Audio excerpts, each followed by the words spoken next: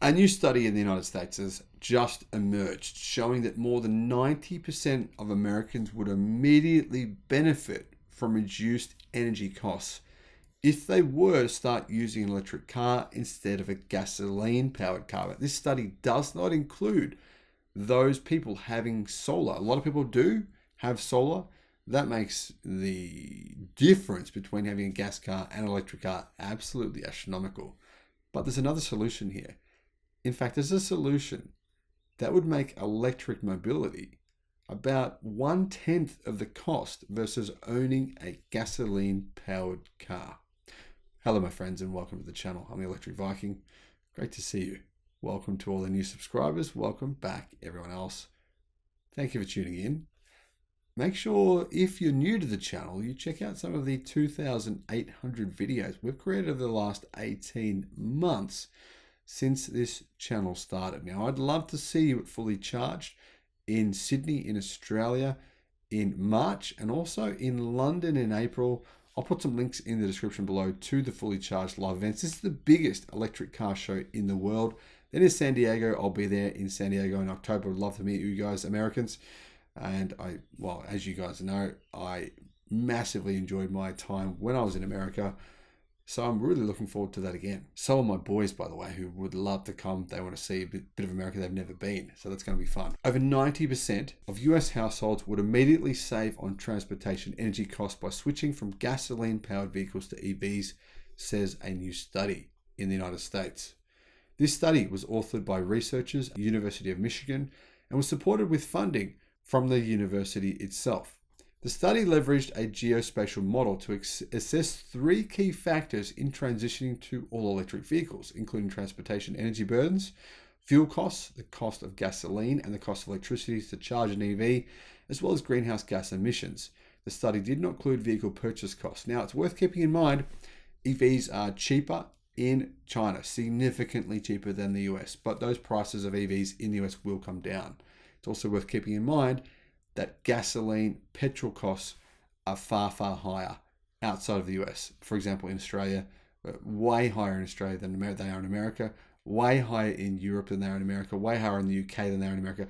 So this study would skew even more towards saving even more money if you're in other countries outside of the United States.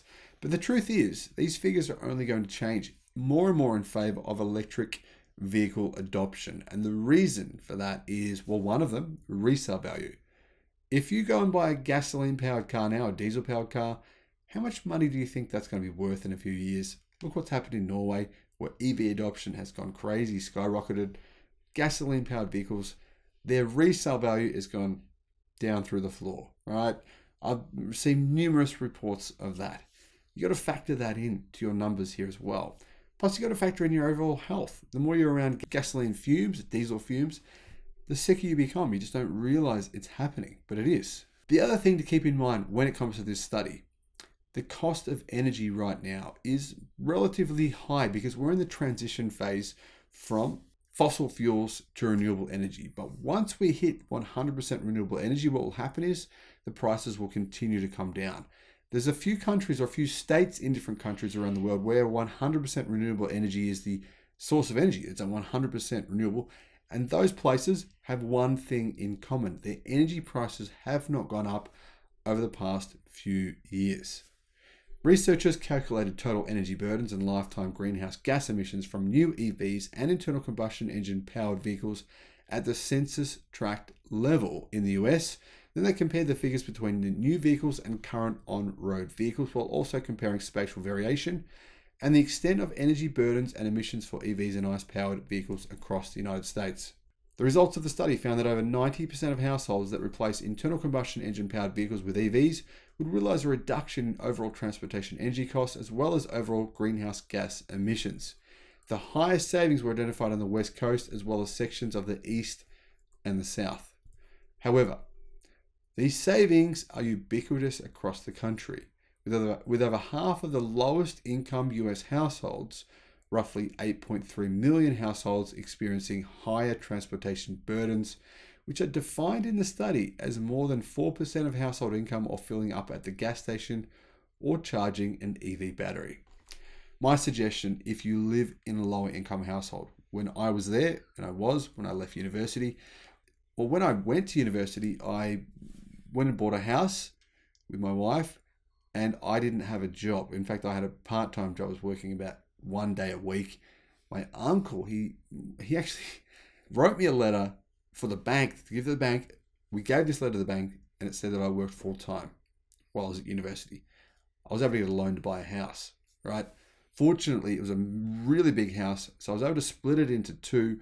And I rented out one side of the house. I put a kitchen in there that I bought off eBay. I rented that out, and they paid my mortgage. They paid the majority of it, but I still was pretty poor, right? So I rode a bicycle around, and that saved me a huge amount of money in terms of registration costs, insurance costs, purchase cost, enormous. Plus, it was really good for my fitness. A lot of people can't do that, but an electric bike or some sort of electric mobility that's not a car, that doesn't require registration costs, high upfront purchase costs, etc. And there's a lot of different choices. Electric skateboards, electric cargo bikes, there's heaps of different options. That's my recommendation. If you've got two cars in your household, sell one of them, buy an electric bicycle or something, electric mobility. You'll be able to save a massive amount of money, just astronomical amount of money. Then you can get yourself out of that situation.